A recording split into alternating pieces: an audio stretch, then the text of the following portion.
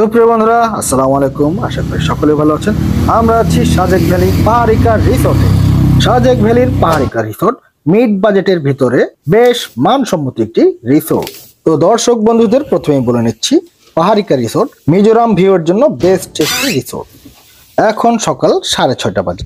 ঘুম ভাঙার পরে আমরা রুম থেকে বের হলাম এবং বারান্দায় আসলাম। দর্শক বন্ধুরা, আপনারা দেখতে পাচ্ছেন পাহাড়িকা রিসোর্ট থেকে ওই দূরের পাহাড়ে দেখা যায় ভারতের মিজোরাম রাজ্য এবং মাঝখানে সাদা মেঘের নদী বয়ে চলছে। বেশ শীতল বাতাস বইছিল, আপনারা বাতাসের শব্দ শুনতে পাচ্ছেন। সত্যি বলতে কি, বাংলাদেশ ভিউ সাইডে মেঘ খুবই কম জমে। এর কারণ হচ্ছে বাংলাদেশ ভিউ সাইডের পাহাড়গুলোতে ম্যাক্সিমাম গাছপালা কেটে একবার শেষ করে ফেলা হয়েছে, তাই এখানে মিজোরাম ভিউ সাইডের মতো মেঘ জমে না। কিন্তু ঠিক বাংলাদেশ ভিউ সাইডের অপোজিট পাশে মিজোরাম ভিউ সাইডে প্রচুর পরিমাণে গাছপালা, তাই এখানে প্রচুর পরিমাণে মেঘ থাকে। পাহাড়িকা রিসোর্ট একটি বেশ সাজানো গোছানো ছিমছাম এবং প্রিমিয়াম মানের মিড বাজেটের একটি রিসোর্ট।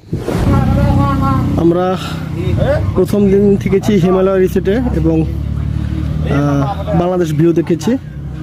এখন আছি আমরা সাজেক রিসোর্টের ডান পাশে। আজকে আমরা উঠেছি এই পাশটার এই পাহাড়িকা রিসোর্টে। তো এখান থেকে আপনারা মিজোরামের ভিউ দেখতে পাবেন। ফ্যামিলি, বন্ধুবান্ধব, ফ্রেন্ডস সবার জন্য খুবই সুন্দর একটি রিসোর্ট।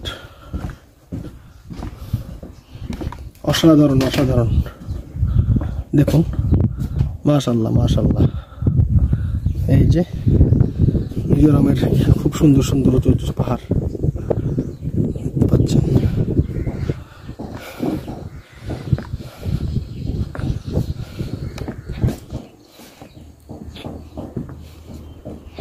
এই হচ্ছে আমাদের রুম।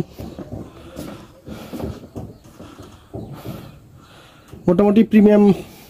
তো বন্ধুরা, বকবক না করে কাজের কথায় আসি। অন সিজনে আপনারা এই রিসোর্টের রুমগুলোতে সাইজ অনুযায়ী 2 থেকে 4,000 টাকার ভেতরে থাকতে পারবেন এবং অফ সিজনে মাত্র 1 থেকে 1,500 টাকা তাদের সাথে আলাপ করে থাকতে পারবেন। তো এই রুমটিতে আমরা উঠেছি। এই যে খুব সুন্দর পর্দা দেওয়া, বাঁশের কারুকাজ করা, একটি আয়না আছে, ফ্যান আছে, আপনার এলইডি লাইট আছে, সাজানো গোছানো। এটা কাপল রুম অবশ্য।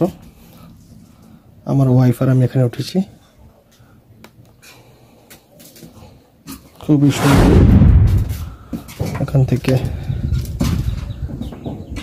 অসাধারণ মনোরম দৃশ্য দেখা যায়।